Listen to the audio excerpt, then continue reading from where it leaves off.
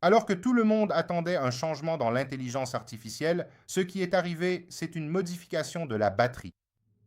La version bêta d'iOS 26.5 est sortie. Et regardez, cette fois, Apple n'a pas apporté de grandes nouveautés, mais ce qu'elle a apporté pourrait être bien plus important que vous ne l'imaginez. Parce qu'il y a des choses dans cette bêta qui affectent directement la sécurité de votre iPhone, il y a une correction de la consommation de batterie que je veux vous montrer de plus près.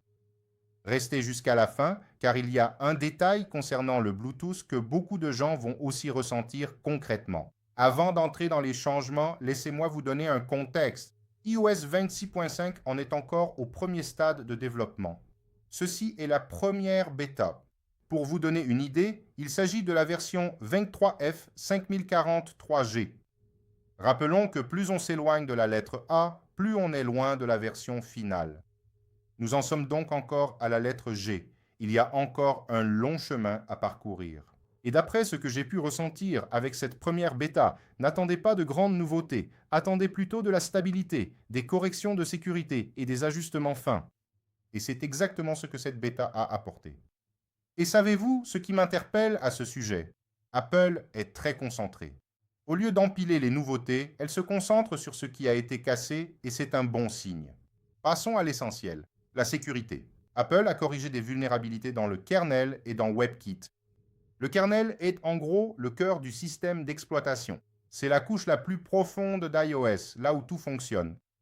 Une vulnérabilité du kernel, c'est comme une fissure dans les fondations d'un immeuble. Vous ne la voyez peut-être pas en surface, mais le risque est bien réel. Quant à WebKit, il est en lien direct avec ce que je vous montre ici.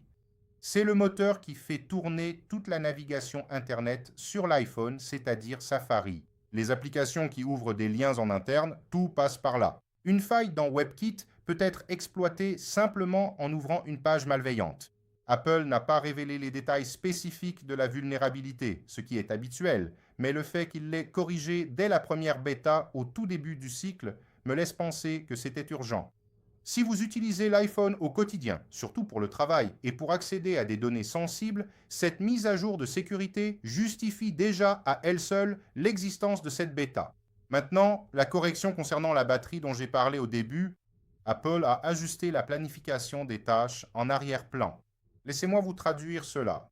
Quand vous fermez une application, elle ne s'arrête pas complètement. Il continue de tourner en arrière-plan, attendant son tour pour récupérer de nouvelles données, se synchroniser, se mettre à jour. Et parfois, ce processus devient complètement incontrôlable, consommant la batterie de façon inattendue et indésirable.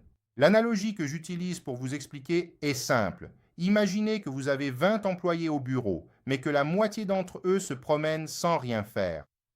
Toute l'entreprise va dépenser beaucoup d'énergie pour rien. Apple a maintenant ajusté cette planification des tâches. Les applications vont effectuer leur travail en arrière-plan de manière plus ordonnée et efficace. En pratique, certains utilisateurs qui avaient des applications spécifiques consommant la batterie de façon étrange devraient ressentir une amélioration.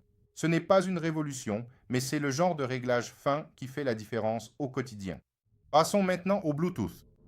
Et c'est celui que le plus de gens vont remarquer.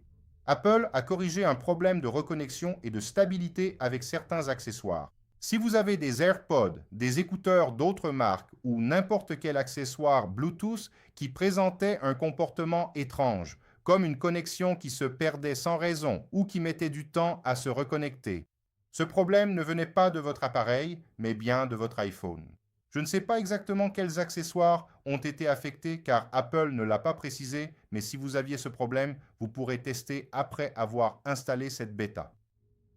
Et dans la même lignée de connectivité, Apple a également corrigé des coupures intermittentes du Wi-Fi et des problèmes de reconnexion VPN. Le VPN est particulièrement crucial pour ceux qui utilisent l'iPhone au travail. Une coupure de VPN au mauvais moment peut être un vrai problème. Je suis content qu'Apple ait réglé cela. Il comporte également des corrections visuelles. Le centre de contrôle et l'écran de verrouillage subissaient des blocages ponctuels.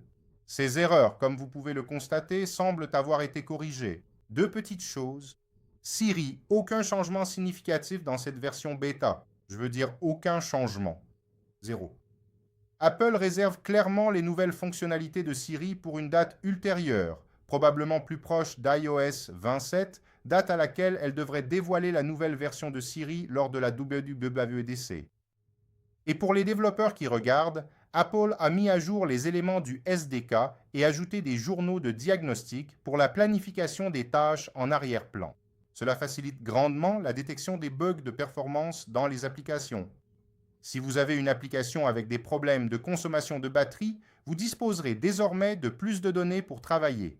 De plus, des corrections mineures concernant les chaînes de caractères et les formats régionaux ont été apportées. Essentiellement, des textes et des dates qui s'affichaient incorrectement dans certaines localités ont été ajustés.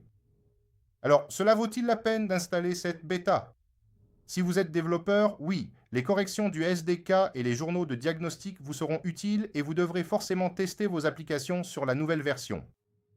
Si vous êtes un utilisateur lambda, attendez, c'est une première bêta et il y a toujours des risques avec les bêtas. Il peut y avoir d'autres bugs qui n'ont pas encore été découverts et nous vous tiendrons informés ici. Apple va encore corriger beaucoup de choses. Il y aura de nombreuses versions bêta avant la version finale et il se peut qu'une application importante que vous utilisez ne fonctionne pas sur cette version. Donc, ma recommandation pour l'utilisateur lambda, n'installez pas. Si vous voulez suivre tout ce qui se passe sur iOS, abonnez-vous à la chaîne. Nous couvrons chaque bêta, chaque mise à jour, chaque changement.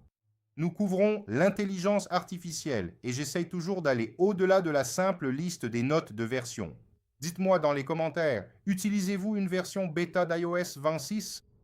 Avez-vous rencontré l'un de ces problèmes qu'Apple a corrigé? Et le mot secret pour que je sache que vous faites partie du club qui nous regarde jusqu'à la fin, vous allez écrire kernel dans les commentaires. J'espère que le contenu vous a plu, abonnez-vous à la chaîne et on se retrouve dans la prochaine vidéo.